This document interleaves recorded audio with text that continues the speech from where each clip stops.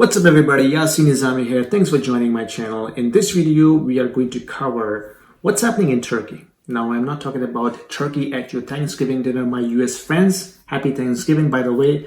But I'm going to talk about the Turkish currency Lira. It has plunged its value, lost its value against US dollar, 40% decline in the last year. And we are going to talk about what are the reasons behind it. And sometimes you don't find those details in the mainstream media. So without further ado, let's dive in. Now, if you read through all these mainstream media blogs and articles like Bloomberg, CNBC, BBC, you will find a consistency in their narrative. So there is a common narrative amongst all of those economists saying that the reason why Turkish currency has plunged in its value is because Erdogan's orthodox economic policies, especially with regards to interest rates. So recently, Erdogan has fired, I think, 2 or 3 of his central bank governors, and apparently central bank is not independent anymore. It is fully under control of the government, which is Erdogan's. One of the reasons mainstream economics are holding responsible for is the interest rate. The inflation in the country is running close to 20% now. They're saying that the reason why the inflation is running so high is because Erdogan is not increasing interest rate. Let's put things into perspective, okay? So I'll give you some facts and figures and you can draw your own conclusion. So interest rate right now in Turkey is 16%, okay? Inflation is running 20%, but inflation has been up and down, over the last 10 years. So if I look at the 10 years history on the inflation rate in Turkey, you can see over the last, 10 years from 2011 all the way to 2018, it has been trending, around 10%. Then there was a sharp spike in 2019. Then it came back down before the 2020, somewhere close to 10. And then it is now gradually rising up to 20%. From the trend, it doesn't look like there is a huge anomaly here, primarily because the inflation is rising across the globe because of global supply chain issues. Keep this in mind while you are driving your own conclusion. Okay, so that's the inflation rate. One of the major reasons why currency loses its value is if the country is running a huge trade deficit. Okay, so trade deficit means if your exports are lower than your imports, then this is a deficit, which means your currency, your foreign reserves are going out in order to purchase a lot of imported goods. Then you're bringing more foreign currency in exchange of exports. So if your exports are lower than import, then of course you are running into foreign reserve outflow, which is of course going to put downward pressure on your local currency. So that's one of the major common reasons when currency loses its power. Let's take a look at the trade. So as I mentioned, the balance of trade is the key fundamental behind currency fluctuation. So when we look at the trade deficit, it's healthy. So it has been positive. Turkey's trade deficit narrowed sharply to US dollar 2.55 billion in September 2021 from USD 4.86. So they pretty much halved their deficit in September compared to last year, same period. So deficit is reducing. So that shouldn't be the reason behind currency fluctuation. Let's look at the external debt. If you look at the external debt, over the last 10 years, you can see there was a sharp rise from 2012 to 2014, but then since then, it has been like trending between 40 billion and 45 billion dollars. Okay, so there is no sharp rise in the last 7 years in terms of external debt. Let's take a look at the GDP annual growth. So if you look at GDP annual growth for the last, let's say 10 years, positive, like since I think mid of 2020, it has been sharply rising up. So the GDP rate is somewhere close to 22%, which is good. Now look at the money, look at the interest rate. This is where everybody is complaining about. So if you look at the last 10 years interest rate, you can see the interest rate from 2012 to 2014 has been 5% static. Then there was a sharp rise to 10%, and then it came back down and pretty much stayed same all the way to 2019. And then there was a vertical sharp rise, from 15 and then to almost 23%. Okay, it stayed there for a while, and then when the pandemic happened, interest rate went all the way down to 8%. And since then, it has been increasing all the way to 18-17%, and then slowly it is coming down to 15%. So it's not 0%. What I'm trying to explain here, guys, that all the major economies like US 0.25% Federal Reserve interest rate, Bank of Canada 0.25%. ECB almost 0%, right?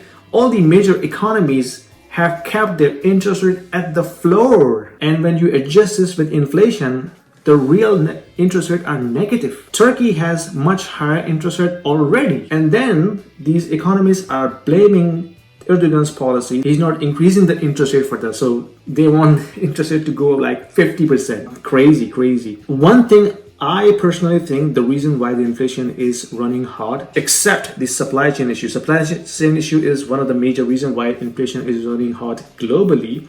But one of the major reasons why I think Turkey is also running inflation hot is their money supply. So if you look at the M2 money supply from, this is the 10 years chart from 2012 all the way to 2021, you can see that there has been a consistent rise of money supply.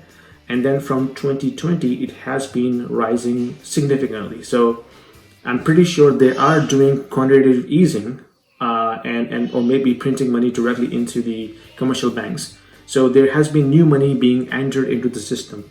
And whenever the new money is being created, it trickles down into the economy and then shares the same amount of goods and services. And of course, it will drive the price pressure up. So that's, I think, one of the reasons why we are seeing the inflation in Turkey, in addition to the global supply chain issues. But other than that, GDP, very good. External debt, very good. One other thing I wanted to share with you is the debt to GDP ratio from household perspective, right? So the non-banking entities, average Joe and Jane in Turkey, look at that. It's, how much is it? 17% debt to GDP ratio in Turkey. Do you know how much is it in US? 137% the debt to GDP ratio. In Canada, it's 116%, which means 116% of their GDP is being spent in servicing debt. In Turkey, it's 17%. So it's not a debt-driven country. Turkish economy is not debt-driven. People spend cash. They don't overstretch themselves in terms of buying goods and services. So think about this, when you read these, Western economic situation in countries where it's not debt driven, then their theories that do not really, match up. So that's number one thing. It's not debt driven country. The debt to GDP ratio is much lower than all the, Western economies. So rising interest rate, is not going to help anymore. When I was reading all these statements from Erdogan, all he's saying that, we have to keep the interest rate low in order to kickstart the economy, in order to support the exports, right? When the interest rate is kept low, it incentivizes businesses to take more loan for business purposes. When you take loan, you do investments, and then you create jobs and opportunities in the economy. That helps economy to grow. It helps export. Okay, when you invest into business sector, it helps export. Of course, it has a downward pressure on the currency valuation, but then it makes imports expensive, which is for a common Turkish person, it's not a good sign because they wanted to buy stuff from outside. But from a holistic perspective, as a country as a whole, you have to keep your imports under control. Otherwise, it basically pushes your foreign reserve out of the country. So in my opinion, the situation in Turkey is not that bad. Their GDP is solid. Their external debt has been not spiking. Their debt to GDP ratio is much lower than any Western country. Inflation rate, okay, it's 20%, but US has 6.2%, the highest in 30 years. Canada is running 4.2%, and trust me, those are manipulated figures published by government institutes. The real inflation in both US and Canada is much higher. And then their trade deficit is positive, right? They have reduced their trade deficit by half in the last year.